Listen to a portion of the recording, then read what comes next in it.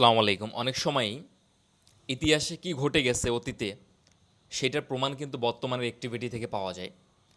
আমাদের যে এই অঞ্চলটা মানে বাংলাদেশ নামক যে এই অঞ্চলটা ঐতিহাসিকভাবেই সেটা একদমই মানে আরও হাজার বছর আগে থেকেই, যেমন ইবনে বতুতা যখন এই অঞ্চলটা সফরে আসছিল তখন বলছিল যে এই অঞ্চলে এত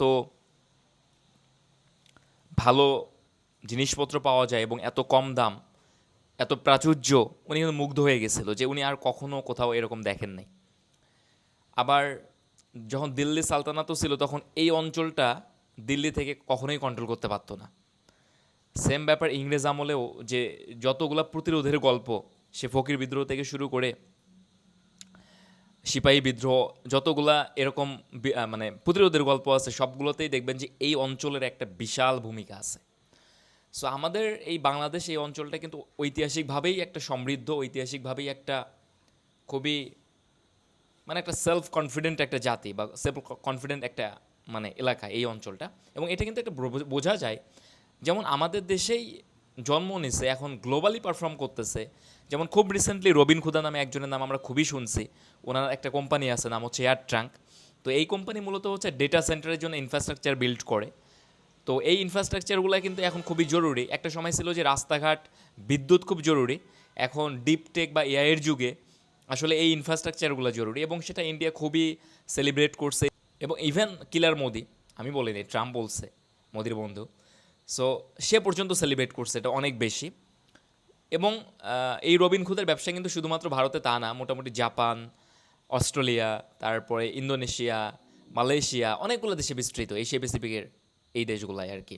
এবং উনি খুবই মানে গুগলের সাথে ওনার মানে ডেটা সেন্টার বিল্ড করে আর কি, এরকম বেশ পাওয়ারফুল এবং খুবই ইম্প্যাক্টফুল এবং খুবই পপুলার মানুষ আর কি। আবার আরেকজন, তার নাম হচ্ছে রাফি হোসেন, মোহাম্মদ রাফি হোসেন। উনি হচ্ছে দুবাইতে গভর্নমেন্টের সাথে কোলাবোরেটলি কাজ করছে, এবং ওনার একটা ফিনটেক কোম্পানি নাম ফাসেট, যেইটা ফাসেট FASSET, এবং যেটা হচ্ছে এখনকার ফিনটেক কোম্পানিগুলো কি, যেমন ধরেন বিকাশ, এটা কি মানি বেসড ফিনটেক কোম্পানি। তো ওনার ফিনটেক কোম্পানিটা হচ্ছে ক্রিপ্টোকারেন্সি বেসড এরকম, এবং এটা প্রায় 100টার বেশি দেশে এখন কাজ করতেছে। এবং উনি এই কাজ করতে গিয়ে দেখলাম যে ওনার লিঙ্কডইন প্রোফাইলে ঢুকে দেখলাম যে অনেকগুলা দেশের একদম টপ অথরিটির সাথে, মালয়েশিয়ার প্রধানমন্ত্রীর সাথে বসে কথাবার্তা বলতেছে, তাই না? মানে আবার আমরা এই যে এবার যে ওয়ার্ল্ড কাপে যে থিম সঙ্গে যে পারফরমেন্স দেখলাম, একদমই গ্লোবাল আর্টিস্ট, এবং হচ্ছে পৃথিবীর টপ আর্টিস্টদের সাথে কোলাবোরেট করে হচ্ছে পারফর্ম করতেছে। সঞ্জয় সঞ্জয় ভাই, যার জন্ম শ্রীমঙ্গলে, 10-11 বছর পর্যন্ত বাংলাদেশে থাকছে। এই যে যারা ধরেন রবিন খুদার কথা বলেন বা মোহাম্মদ রাফির কথা বলেন বা সঞ্জয়ের কথা বলেন না কেন, তারা কিন্তু একদম গ্লোবালি পারফর্ম করতেছে এবং তারা এই অঞ্চলে জন্ম নেওয়া মানুষ।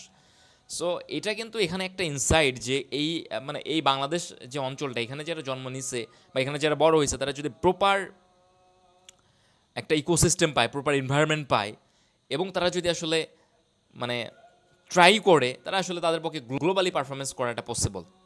সো এটা আমাদের জন্য খুবই ইন্সপায়ারিং।